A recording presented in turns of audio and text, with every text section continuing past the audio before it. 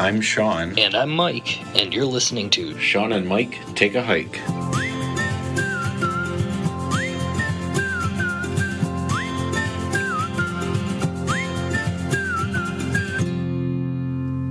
Welcome to another episode of Shawn and Mike Take a Hike. What are we talking about today, Mike? I think we're going to talk about how we go about planning our trips. Okay. The steps we take, we've talked a lot about the stuff we take on our trips and everything, but this one will be more about the before math of like how we decide where we're going and how we get to where we're going and how we stay where we're going. Yeah, we actually had somebody write in and ask, like, okay, I don't remember exactly what they said, but it was something along the lines of like, okay, this is all well and good, but how do you know where to go? Right. Which it's a fair question. Like you can buy a backpack all day long and go walk around on the sidewalk with it, but like, how do you know where to go in the wilderness in the backcountry and where to get a campsite? Right. So I feel like you're going to do most of the talking in this episode because if we're letting the secret out of the bag, you kind of do more of our planning than I do. Just a little bit. Yeah. So Mike's a data guy. He likes all the stuff that goes with spreadsheets and all that. Yeah. So and not only that, but when we first started doing this, you had a job where you were out in the field and weren't at a desk. Yeah. Not saying that I do this while I'm working, but sometimes you look stuff up while you're working. So right. I'm at you got a minute every now and then when your numbers are crunching and things like that. I get it. Get queries running or whatever. You get downtime, so you look up look up trips. So generally when you and I start thinking about where we're going to go, we end up, we've been taking a turn, like for our August trip anyway. The August trip is our bigger trip. Any of the other just overnighters or 1 or 2 dayers is just, hey, I was thinking about this and maybe this weekend, do you want to go? Does that sound good? The others, the bigger trip, started in the Porkies, and that was all you, really. Well, okay, so let's talk about that for a minute, right? Yeah. So that was that's how we got started. Mm-hmm. Is we've talked about before, and I mean, even to this day, we don't really know what we're doing. Let's be honest. I mean, we're kind of making it up as we go, right? But that first one, so for our first trip, and maybe this is, I don't know if this is good advice or not, but I'm going to give it anyway. So for our first one, we went somewhere where it was like, okay, somebody's done this before here. Right? Like there's already a map. These maps kind of show how the distances between all the things. There's reservable sites. Right. Where you're supposed to be when you're supposed to be there. Right. Yeah. So the biggest thing with our first trip was okay, we're going to go to the Porcupine Mountains. There's already trails. There's already maps. There's already designated camp spots picked out for you. The only thing we really had to figure out was, one, what do we want to see there? And then two, based on the number of nights that we could go, how far can we go every day? How much of that stuff can we see? And then take a look at this map that's already made by the DNR. What route can you do to do that with this path map that's already created? Right. So that was actually pretty easy because it's okay, you go on the Porcupine Mountains. Right. These are the hiking paths. Choose your adventure. This is how far it is to go this way, and this is how far it is to go this way, and these are where the things are. So that actually made the planning of our first trip easy. We still had to figure out all the equipment and figure out all the stuff that needed to go with it. But the actual route that we were going to take was fairly straightforward. Mm-hmm. So, you pick all this stuff out.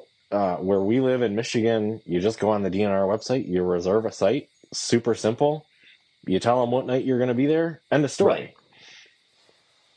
So that's how we got our start. Right. And then the next year, we went to Pictured Rocks, wasn't it? Is that what we did the next year? That's yes for our multi-night. Yes, that is what we did. The Pictured Rocks with the plan of finishing, but correct. We've covered that in a previous episode. We knew our limits, and we GTFO'd. But yeah, so we moved on to the Pictured Rocks after that. We felt that was a little more or less the same. It was a different website because it is a national lakeshore rather than a state park. So it was a different site to go book on, but you still had campsites that you could choose from. And you knew how far between each site. They had a pretty nice grid that said from this site to this site is approximately this many miles. And that's the one that was really an eye-opener for that. And we did the Pictured Rocks 2 years in a row because we went back this year, last year now, and finished it. But that was the eye-opener. Is 2 years ago we found that not everywhere has water access. Even though they put a campsite there, it doesn't mean there's water access.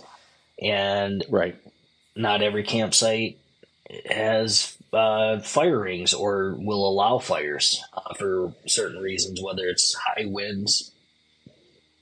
I think that one, a lot of those were high winds from the lake or something. But it basically said on the site, though, no fires. And we avoided those as best we could. I think we were able to have a fire every night. We didn't pick any of the no fire sites. But just things to look at for knowing before you go, like we kind of preach with a lot of these episodes, is do your research into this. And this is basically talking how we do our research. You check the maps, you check your websites and see what is actually allowed at these campsites. But let's talk about, for just a hot minute, 2 years ago now at this point, when we knew our limits and weren't able to finish the planned route that we had picked. Yep. One of the valuable lessons that we learned was where Mike and I live in our daily lives. It's like flat ground, right? Right. You can walk for miles and miles and miles and gain 3 feet. Yep. Right. One of the valuable lessons that we learned, and something that we now look at when we are planning our trips, is elevation change. Mm-hmm. So the thing we learned is, yes, on flat ground, you and I can go, say, 10 to 12 miles a day. Right. Pretty easy. Not that hard. When you start getting into a lot of elevation changes, that really changes how far you and I can go. Yep. As beginner hikers or intermediate hikers, that elevation change really makes a difference. So one of the things that Mike and I have started looking at when we're looking at all these different maps is, okay, not only how far are we going, but what is the elevation gain or loss in that area? What's the anticipated difficulty? Yeah. So we look at a couple of different things. We look at if we can find a topographical map. Topographical. How do you say that? You'll get there. You'll get there. Keep trying. Topographical. Yes. Topographical. Map. Topographical. Regardless, a map that shows elevation, or if we don't have that, or it's not easy to read, you have an app that you use. I do. That's the Footpath. Footpath. You have mentioned it before, that this Footpath app. Tell them a little bit about how that app works, I guess, for you. So I don't pay for the Elite. There's the free version, and then there's the elite version. I am a cheap ass, so I don't pay for the elite version. If we were doing this like at once a month or 6 times a year, whatever, maybe I'd pay for the elite. But this one, the free version does enough for me to where you can zoom in on an area. It uses your GPS, so it pinpoints you at your house or wherever you're looking at it. You can search for an area. I searched for this upcoming trip in August. We're doing the mouth of the Two Hearted down to the Lower Falls campground of Tequamanet Falls in the Upper Peninsula. And so I searched mouth of the Two Hearted, and it took me right to the mouth of the Two Hearted. There's a campground right there, so it took me right to that parking lot, which is a trailhead for the North Country Trail. So it took me right there, and then you can pin it. There's different options. I pinned that parking lot as the start of my hike, and then you zoom in. It'll show you right there the North Country Trail, and you have a setting that says magnet your points to the trail. And so I click start on the North Country Trail, and then you just scroll along. You're like, okay, that seems like a good distance. You hit it again. It's like, oh, that was only half a mile. So you keep going. But right. So then I get to a distance that I either get to a distance that I feel is a good hike for us, and we disperse camp, or is that the, yep. Or you scroll along and you're like, okay, it's 4.5 miles. Here's a campsite or a campground, and that's the day we got dropped off. So it's probably already the middle or close to the end of the day. So 4 miles is good for our starting point. So that's how I did it this time. Is I found a campground, and there's no reservations. It's first come first serve. But at the worst of it, if there's not a site available, all you got to do is hike another mile to get to a place where you can disperse camp for the night. So, but then one of the things that you're looking for, correct me if I'm wrong, one of the things you're looking for is not only distance on how far we think we can go that day, but you're looking for, well, is there an actual camp spot? Right. But more importantly, or equally as important, is there a close by water source? Correct. Right. It shows you can do satellite imaging, you can do the map imaging, which I keep it on the map just because it shows you, is it real marshy? Is there a lake? It doesn't show, it's not just showing you the tree cover as you would see it from the satellite. It just shows you what's in the vicinity. So I keep it on just the regular map version or whatever, but it shows you your elevation gain as you're going. It shows you your elevation loss. It shows you where the water sources are if you're crossing a little creek, anything like that. So it's a really cool thing. And then when you save the route, it will show you the whole thing, and you can scroll through it, and it'll show you, okay, this 1/10 of a mile is like straight uphill. So we knew coming into some of that stuff last year that we're like, okay, within the next 1/4 of a mile, we're going to be coming into some bullshit uphill. And we just knew it was going to suck, but we were able to mentally prepare for it, and we knew, okay, just take it easy, slow down, one step at a time, get up that big ass hill, and then you're good. Like what? And we actually I remember when we were hiking last year, you would tell me every once in a while, like, okay, a mile from here or whatever, we're going to be doing a lot of uphill. Yep. So we would use that as okay, sometime in the next mile, if there's a good spot to stop and take a break, let's stop and take a break. Yep. Because you knew you were going to be like, okay, and then it's going to be like uphill for a half a mile or whatever it is. Well, that's the other thing is we knew how far uphill it was. It wasn't just like, okay, we've got a big hill coming. We knew how high it was going to be. We knew how far. So we knew like, okay, it's a 1/4 of a mile. It's a pretty big hill, but we knew that there was an end, and it wasn't just going to keep going uphill. Right. Well, and so I guess, to tie that back to that word that I can't say, even if you know how to read a map of that type. A map of topography. Thank you. There you go. Well, topography I can say. So always felt like I was like a fairly good map reader, Yeah. right? Like I generally know how to read a map, whatever. But then when we were looking at these maps of topography, it turned out I didn't really know how to read them as well as I thought I did. And then I accidentally downloaded one that was in meters instead of feet, and that made it even worse. So there was like a couple of errors along the way where I didn't really do a good job of reading these maps. Distance-wise, I was pretty much dead on. Yeah, we were pretty spot on distance-wise, but not height-wise. Elevation change, I didn't do such a good job. So I am sure Footpath is not the only app out there that does similar things to this. It's the one that Mike and I, well, let's be honest, Mike happens to use. Yeah. I'm sure there's a multitude of different ones that do a similar sort of thing. But if you're not good at, I say that because if you're not good at reading a map of topography, there's apps that'll do the work. Yeah, I know another one that's out there is that Cal Topo, which will give you a lot of information, but that is subscription based only. I did not find a free version of that gave me any more information than just looking at like the North Country Trail map. So. Okay, right. Okay.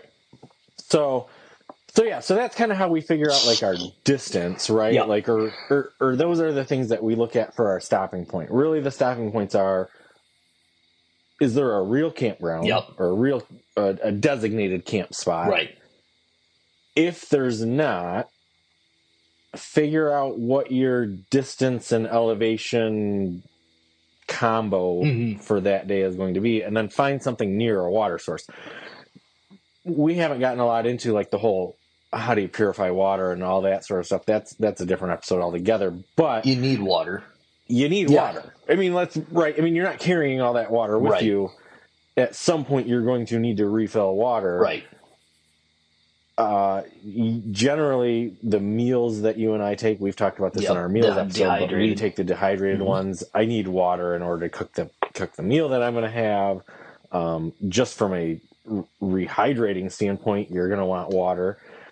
Maybe you have enough left in your bladder or your water bottles, whatever you're taking. If you do, maybe you don't have to be right next to a water source. Right. I don't know. I mean, I guess that's, again, going to be a personal preference thing. Like, what do you feel like you need for water? How much water are you carrying at a given time? When you're stopping for the day, are you carrying enough water that maybe you don't need to be at a water source? I don't know. You know, Mike and I, the one year that we were doing Pictured Rocks, the year that we discovered what our limits were, we were refilling our water at literally every water source that we came across. Yeah, every water crossing or whatever. You'd be hiking along, and it'd be like, oh, I'm crossing this river. Well, let me refill every water container I have at this. And then we would, okay, everything's filled up, and you're hiking along, and then the next one that we got to, we'd do it all over again, because that's how much water we were going through a lot. Or even if we didn't go through that much, if we were only half gone or whatever, you might as well fill up, because you don't know how much water you're going to go through. If you're going through water that quick, you don't know how much water you're going to go through before you get to the next crossing. So general rule of thumb, especially if it's really hot and humid out and you're sweating a lot, fill up as much as you can, because and we'll get into this more on the water episode. Yeah. But I mean, just something to think about. So like I said, when Mike and I are planning, we like to plan that we will stop for the day at a water source. Yep. That works well for the way that you and I hike. That works well for the way that you and I cook. Yep. So and sometimes when we are planning, that's one of the things that we look for. Yeah. But sometimes the water source is a quarter mile away, not the end of the world. Sure. You set your pack down, you go get your water bladder or your water purification system. You walk that quarter mile pack free. You just lost 20 to 40 pounds. You just walk and go get water. That is way easier than trying to do it with your pack on or whatever. So for sure. Yeah. So that's one of the things that we plan. We've mentioned in a different episode. I think you mentioned it earlier in this one, even like you and I like to have a fire. Mm-hmm. We don't rely on it for cooking, but we like to have a fire at the end of the day. So we like to stop somewhere that's allowed. Mm-hmm. One of the things you should be looking for as you're planning your trip is, are fires allowed where you're going? Right. Like there's, if you're in an area that the DNR is in control of, or if you're in an area that the federal government's in control of, there should be something in that paperwork that kind of indicates to you, is a fire allowed in this area? We talked about in the fire episode that sometimes if you're on private property, things get a little hit or miss. There's not a real good answer on that one. Rules is rules. You just don't know what the rules are when you're on private land. Yeah, right. But, that's the sort of stuff that we look into. So if you're going into an area that's not a designated, like the Porkies is a designated area controlled by the DNR. Correct. Very specific map for that. Pictured Rocks, a very specific hiking area controlled by the federal government. It's a national lakeshore. Mm. There's a specific map with camp spots on that. When we're not in those types of areas and we go into some of our just like one-nighter type stuff, we're on, say, the North Country Trail. Well, the North Country Trail has wonderful maps of the entire length of the trail system. Yep. It shows you mileage. It shows you where parking spots are. It shows you where campsites, specific campsites are. Yep. So there's a great resource there. If some of the other ones that we went on the Manistee River loop. That Manistee River loop for hiking, I don't remember how I got to that one. I'll be honest with you. That's part of the Huron County or Huron National Forest. Yeah, National Forest something. And I think that was through recreation.gov, maybe, is how I found those maps. Sounds right, yeah. Turns out recreation.gov for your federal land, lots of great resources on there. Yep. With maps and camp spots and parking areas and all that sort of stuff. Yeah. That is one that I have gotten on quite a bit, was that recreation.gov. Yeah, I didn't realize before we started doing all this how much of Michigan is national forest. Yeah, I know. Right. I don't know if we're lucky with that. I don't know if all the states are like that. Right. But we have a lot of national forest here in this state. Yeah. And the NCT goes through a lot of it. And the NCT goes through the whole freaking state too. But yeah, so I mean, if you're trying to plan a trip and you've never done one before, there are a multitude of resources. You kind of pick an area you maybe want to go and just start Googling hiking trails in this area. That's what I was going to say. You can figure out. Is Google is your best friend, and type in the area that you want to go and add the word hiking trails or something, and a website will pop up that has all of the information you need. Now, here is one pitfall of that I have ran into, and that I am sure the listener will run into, is what you and I consider a hiking trail is maybe not the same thing that the general public considers a hiking trail. Okay. There are a lot of, come to this county park and hike our 3/4 of a mile loop hiking trail. Right. Okay. While I am sure it is gorgeous, and I am sure it's a very nice trail, that's not what I'm doing. It's a nice trail to take your dog for a walk. It's a nice trail to take your dog for a walk. I am not strapping my backpack on me and walking this 3/4 of a mile hiking trail over and over and over again for 10 miles. Just to end up where I started. Just end up where I started and just pitch my tent in the parking lot, right? Like, I mean, I'm just not. Which is no shade, whatever. Thank you for having those trails. Right. It's just not what I think. So there is a bit of research that goes into it to figure out, like, is this a legit hiking trail, or is this like it's a loop around a pond type thing? Right.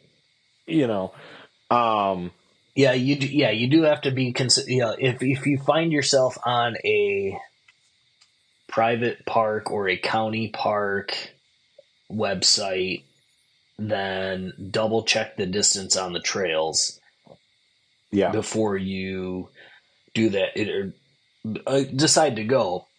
Because we even looked at a county park the one time, and we were like, "Yeah, the hiking trails look amazing." Like they had pictures of them, all this stuff, and then it turned out it was like a mile and a half, I think, loop, Right. and it was like, Right. okay,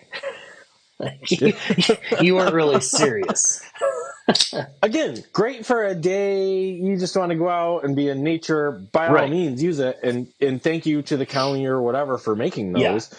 But it's not exactly what somebody that's looking to go backcountry backpacking. They are quote unquote hiking trails. That's the thing. It's all called hiking. Right. So there's not a good delineator that I have found. Because let's face it, when people are Googling stuff, they're not always Googling backcountry, right? Especially if you're brand new. You're not Googling. So that's not the words that some of these parks use or the real trails use, because that's not the words that people are using to search for. Not going to get them the hits. Right. So that's one of the things that we do. The other thing that is worth considering, or some of the research that we do, is what's the parking situation look like? Yeah. Are you doing an out and back? Are you doing a loop? Is there some sort of public transportation that can take you? Right. If you want to do a one end to another, let's picture rocks again, for example. We wanted to do more or less one end to the other end, not necessarily there and back. Right. So we had to figure out, okay, how can we park our vehicle somewhere, get to the other end by vehicle of some sort, and then walk back to the truck. Right. And just a recommendation, I've heard it from a lot of people, and this is the way we decided to do it, and it just turns out that it's the recommended way, is walk back towards your vehicle. Don't walk back towards a vehicle that you have a reservation for or need to get to by a certain time, just so you're not rushed. So that's another part of planning too, is like make sure, like, so with Pictured Rocks, like you were saying, we found the parking spot. You had to pay the $5 a night or $5 parking pass fee or whatever. So double check that you're allowed to leave your vehicle overnight. Double check if there's a cost for that, so you don't get towed. And then set up your Trail Angel or set up your All-Tran. That's what runs in the UP, the Pictured Rocks area. Set up your shuttle to take you from your vehicle to the starting point of your hike, or to the trailhead that you want to start from, and to walk back towards your vehicle. That way, again, if you end up the last day you're just dragging ass and you don't get there till 9 p.m., nobody's waiting on you, or you didn't miss the bus. It's your vehicle that you're hiking back to. Right. And that was one of the things, I mean, that's a good point to bring up, because you and I hadn't really thought of that until we started looking into this shuttle. So in Pictured Rocks, there's All-Tran. It's a shuttle bus that will pick you up from point A and drop you off at point B. You have to make a reservation for them.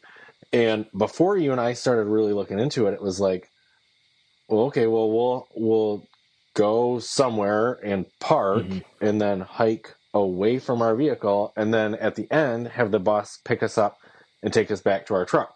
Turns out that's the opposite way to do it. Right. You're supposed to, on your first day, park at the end. Yeah.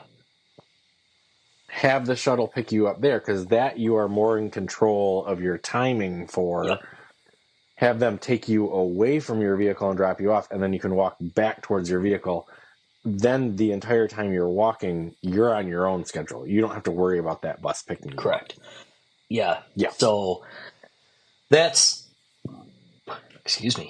a just another little thing. Like I said, we didn't necessarily think about it, but it ended up being we ended up doing it the way that is recommended. A lot of people have said that they've picked people up that were going getting to their vehicle, and they're like, well, now you just ended your day of hiking, and now you've got a half hour, 45-minute ride to the other end of the trail that you just spent 4 days on. Like, Yeah, right. so you just, I mean, look, let's face it, when you're done, you want to be yeah. done. You don't So you don't want to be waiting on a ride to take you for a 45-minute or hour-long drive. Oh, God, could you imagine? no. So, but yeah, so pay attention to the distance, the topography. Um, just all in all, plan it like no, like we usually say we're gonna do three nights, 4 days um, Yep. of hiking. So we generally know within that time frame we can go 20 to 25 miles, and Right. so we'll find the last few years we're like, the Two Hearted to Quamanon would be pretty cool. So this year I started looking into it, and I was like, well, it's 25 point whatever miles. I'm like, that's doable. We can do that. Not a big deal. Yep. So I just started looking at the trails, and turns out the footpath app that I use does not show the final place that the final campsite. It does not show that on the trail. It must only show the federal ones or the state forest ones, because this one is in the state park, and it shows Tequamanon State Park, but it does not show the backcountry sites on there, and they actually do have some backcountry sites available, so we were able to reserve our final night in the backcountry just north, about 6.5 miles north of our destination, so that's a good final day and a good push to get back and get showered up and go grab some beer at the brewery.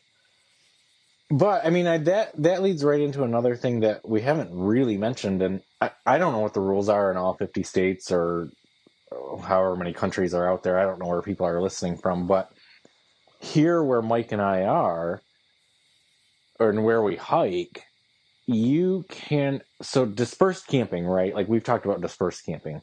A little bit, yeah. You're allowed to do dispersed camping, but you have to be more than a mile away from a designated campground in order to do that. Yep. I went 40 some years of my life never knowing that was a rule and never knowing that was a thing. Right. So it is not beyond the realm of possibility that people listening to this would not know that. I don't know if that's a Michigan rule. No idea. I don't know if that's a federal rule. I have no idea who made that rule up, but that is the rule here in Michigan, is if you are dispersed camping, that's all well, fine, and good, but you have to be more than a mile away from a quote-unquote registered campground. Right. So that's something to consider while you're planning your route. And we've primarily been talking about like our multi-night trip, but let's be honest, like we do single nights too. Yeah, an out and that is back true. or a loop or whatever. And some of that stuff comes into play. So like when we're doing our just every now and then, Mike and I will get a weekend where it's like, oh, we don't got nothing planned. Let's go out into the woods and go for a walk. Yep. And go for a walk and have so it's like, okay, whiskey. Right. So we figure for those trips, like, okay, well, you can walk roughly, let's say 8 miles a day, give or take, right? 8 to 10. So we'll take, and Mike and I are very fortunate that the North Country Trail runs through Michigan. There's other ones. There's the Pacific Crest Trail. There's the Appalachian Trail. There's other trails. So most of the country, some of the country, I shouldn't say most, right. Some of the country has access to trails like that. There's the Oregon Trail. When you... right. When you're planning even just a single night trip, you kind of need to say, we look at the North Country Trail Association has wonderful maps. The people that maintain those, God bless them, because they have really good maps. But we'll just basically pull up the map and be like, okay, well, we've got a couple hours. Where can we go where there's a parking spot? And then where can we walk 8 miles away from that and then walk back the next day. Right, yeah. Vehicle. Where can we walk that's 8 miles? We can set up camp. Like, we prefer to find a designated camping spot. If we can't, it's not the end of the world. We'll disperse camp, whatever. But if we can find a designated one, we'll try that. But then, then we got to get back to our vehicle. We'll do the out and back overnight type of a deal. How long have we been doing this, Mike? Four going on 5 years now? Three going on four going on 5, somewhere like that? This is our 4th August trip coming up that we just planned. So far, we have primarily done designated campsite type hiking. I'm not sure I prefer that. Like, this year we're going to do one where we know one of the nights that we are going to be dispersed camping. Yep. I might like that. I kind of have a feeling that I might prefer that. I was just thinking that too, because it's just one of those things growing up, with the way that we grew up with a pop-up and all that, is like you had to go to a designated camp spot. And so you just, when you're going camping, you reserve a spot, or that there's a campground there. I think, well, and like you said, this is recent knowledge that you can just disperse camp as long as you are over a mile away from. I mean, it is recent knowledge that there's hiking trails in Michigan. For us, it's also recent knowledge that Michigan has mountains. Right. So. I mean, we've learned a lot in the last couple of years about how all this stuff works. Thank God for the internet. Yeah. There's so many resources out there. And in fact, not only is there the internet, but like you and I have looked at some of these books. Like there's actual books that you can buy about this is where you can hike and this is the trails that are in this area. I can't remember the name of the one that I was just looking at buying, but there are a lot of resources out there. We're not in a time where you're the first person that's gone out into the woods to try to hike on a trail, right? So there's a lot of trails out there in places that you wouldn't even think that there would be. There's trails in places that I have driven past my entire life. Turns out there's an entire trail network out there that you and I have looked at in the Huron-Manistee National Forest. You've driven through it. I didn't know there were all those trails out there. Yep. Right.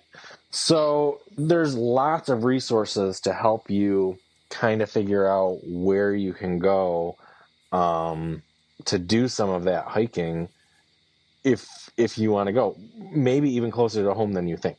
Yeah, absolutely. Because, you just found one not too long. Well, it was last year, I think-ish. I think we're going to try to plan that one for this summer. Is up in, I think it is still Mayo area. Huron National Forest or something. It is, yeah. But, it's up near Mayo somewhere, I want to say. But had no idea. We happened to be driving by. Now I know what to look for while I'm driving around. How many times have you driven that road and not even just given it a second thought, Oh, countless. Yeah, totally. And this is the other thing that I wanted to mention earlier that I kind of forgot to mention, but along with Google, love or hate Facebook, Facebook's its own thing, whatever you want to say about it, but there are a lot of resources, various hiking groups, that sort of stuff on Facebook with a lot of good information. And we have said before, the hiking community, by and large, is very welcoming, wants to help other people that are looking to get into it. Yeah, absolutely. You can go on these Facebook groups, and at least in my experience, there's not a lot of judgment. You post a question like, hey, does anybody know of hiking trails in this area? This is roughly how far I want to go. And people come out of the woodworks to tell you about, I did this or I did that, and this is the route that I took, and this is where I stayed, and blah, blah, blah. I really liked this campsite, or I really like, camp around in this area. There's a lake nearby, or, right, there's a spot right next to this river, about 6 miles in Mm-hmm. or whatever, lots of good information. Like, I don't love Facebook as much as the next guy doesn't love Facebook, Right. but It has its uses. it does have its uses, and there's some really good information, and it's a good way to connect with a community that up until 4 or 5 years ago, I didn't even know that community existed. Right. But they have always been very kind. If you or I have a question, we've been able to post questions in these various groups, Mm-hmm. and you get really good feedback. It's not a lot of Well, the, I just posted about the trip we're do your taking. research and blah, blah, and all that sort of stuff. Like, Yeah, I just posted about the trip, saying, we're doing the Mouth of the Two Hearted. Does anybody have any experience with that part of the trail? Places to camp, things of that nature, and I had a lot of hits on that post, and that's how I found that there was actually a backcountry site in the uh, state park, and so yeah, you can get a ton of information just from those Facebook groups. I mean, I know we sound old because I know the young kids don't use Facebook, but right. I'm sure you can do that on Instagram or the Threads or whatever else is out there. Right. I'm sure there's a way to do it with those. I don't know how to do it on those We ones. have all of the Shawn and Mike hikes and all of that stuff. Still not Snapchat yet. I'm still not real. I really do not like Snapchat, but I'll get there. I'll get there. And I heard about another one the other day. I can't even think about it. I can't think of what the name is now. And I was like, well, okay, so that's something else we got to learn and get a Shawn Mike hikes. Okay, well, whatever. I mean, we'll figure We'll that figure it out. out. We need But a social anyway, media person. Long story short, and to wrap all that up, it's the internet is your friend. Like, there is a multitude of places that you can find information about trails in your area, probably closer to home than you think. Yep. With things that you can try, we've said before, if you're brand new, maybe try a one nighter. Right. Find something close to home. Yep. The other good thing about being close to home is if you do run into trouble, hopefully somebody can come and help you. If you've got a support network. But try it before you bite off too much. Or if you're like Mike and I, if you're biting off a big one for your first one, maybe go in an area where somebody has done some of the research for you already. Yeah. Like we talk about the Porcupine Mountains quite a bit, but like I really do think a similar one was great for our first hike because we didn't have to do some of the research that we do now, right? Like a lot of the figuring was already done for us. So if you're just trying to do your first one, find I don't want to say a popular one, but find one that people do, like it takes some of the guesswork out of it about. Well, and that's another thing too, going back to the social media stuff, is that we knew we were going to the Porcupine Mountains, and so I think you found it, but there's a Porcupine Mountain Backpackers Facebook page. So we jumped on that right away and said, this is the loop we are thinking about taking. Some people had other recommendations for our first time. Some people said, yep, can do that, no problem. Like, so but so if it is a more popular place like the Porcupine Mountains, apparently it's popular. I had just found out about it. But but if it is a more popular place like that, look on Facebook for a group like that, and they will help you get going too. Even if it's already something that's well established, where you're like, okay, I can camp here, camp here, camp here. People will know, like, well, that loop, that's a bit more challenging if this is your first time. Maybe you'd want to do this loop, or maybe you'd want to do this. Right. Just because some of the maps don't show all of the skill level or the elevation changes when you're looking at it. It's just flat ground. So, yeah, right. Well, and that was another thing that this doesn't go into so much into like how do we plan our trips, but before Mike and I ever went out on our first real going away from society to go backpacking thing, like we've mentioned before, we went on a couple of Right. practice day hikes, packs loaded, to figure out, because walking, like I feel like I could walk, just walking, right? Like no stuff on my back, no whatever. I feel like I could probably go 20 miles a day. Like, I mean, would I love it? No, I wouldn't love it, but I could. But yeah, exactly. It's a whole different thing when you've got all this weight on your back. It was worth. I am very glad that you and I decided to do practice hikes before we went, so that we could get a realistic expectation of how far we could go. How far you can go, how well your pack actually fits. I mean, you had some rubbing with your pack, Yep. So the practice heights are key, to the point where, especially if your gear is brand new like ours. Well, and if you're just starting out, your gear is probably brand new, or at least brand new to you. Make sure you've got it fitting right and sitting right in the right spots, because you will end up with rubs and tears and things like that, discomfort.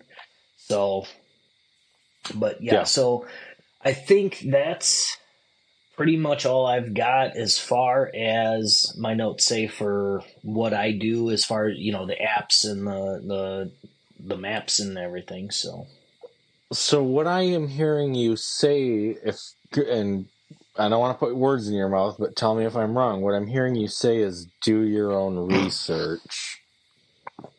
Maybe we should rename the podcast to Shawn and Mike Take a Hike and Tell You to Do Your Own Research. I know. Every time we're like, do your own research. It does come down to that. It does come down to that, and this is just how like we do our research, right? Like, find a map, learn your elevation. Yep. Find a part of the state or area that you want to go hiking through, walking through, whatever you want to call it. Go find an area that you would want to see and see and see if there's trails in that area. But I mean, and here's another tidbit that I guess we haven't mentioned, but like, as far as while you're out hiking, you and I have talked in a couple of the other episodes about community fire rings, right? And about how nervous we were about going to community fire rings, and how that was like a whole. I almost prefer them now. Right? But the first time. But here's the thing: you go to those community fire pits. Turns out, the other people that are at those fire pits share the same interests as you. They have great recommendations of other trails to do. Like, oh, if you like this one, have you tried this in this state? Or have you tried this one? Like, we got a bunch of recommendations this last time when we were up at Picture Rocks. Every night we were with different people. All of those people were like, oh, have you been down here? Have you done this one? It's like, well, nope, but let me put that in my notebook. Right. Oh, have you been down here and have you done this one? Well, nope, but let me put that one in my notebook. So that's another great way, even if you don't know anybody else in your personal life that likes hiking, that's a great way to get recommendations on places that you could go hiking in the future, is by going to some of those like community fire pit type situations. Yep, absolutely. Not always going to be an option, but if it is an option, and if you're, look, Mike and I are not outwardly, what's the word? I don't want to say we're introverts, but we're not extroverts either, right? Like, we're not super outgoing. We're socially awkward. Out there making friends. I mean, like you said, yes, I'm a data person. Nobody wants to talk to me. Right. But for all of you that, if you think, oh, there's no way I'd go to the community fire pit, I recommend it. Yeah. It's a great way to meet people, and they're having a great time just like you are. The level of anxiety the first night when we had that social or the group fire ring, I was just like, I'll probably just hang out at my tent. Like, no big deal. Like, whatever. And I was like, but I really do want to fire. I think you pushed me to go to the community fire pit. I think I was on board with staying at the campsite and not going over there. Yeah, I don't know. It just, I do recall there was a level of anxiety with it, though, that I was just like. So I just went clomping around in the woods and grabbed firewood, and I showed up, and I was like, I wasn't gonna show up empty-handed. I was gonna at least help out, Right. So, oh yeah, but after that, like the next campsite, and I was like, oh, it's a group firing, sweet, we get to meet some new people. I'm like, Right. like normally in regular day life, I'm like, I don't want to meet anybody. I don't want to talk to nobody. But yeah. Anyway, like I said, I think that's all I've got. Yeah, that's all I got. I don't have any more notes. As always, rate, review, and smash that subscribe button. Got it. We're on all the socials at Shawn Mike Hike, except for Snapchat at this point. And the one I can't think of. And the one that you can't think of. We're on email. If you have any questions, comments, or concerns, you can reach us at ShawnMikeHike@gmail.com on there. If you have recommendations on where you want to go or how to start planning your hike, if you are looking for any help with that, just send us a note and we can give you some advice on how we would start that out. So let us know. Absolutely. Yeah, absolutely. Aside from that, I got nothing else. What about you, Mike? Nope, I am all good. I guess we'll see you guys in a couple of weeks. Appreciate you listening. Go take a hike, Mike. Go take a hike. All right, we'll see you guys.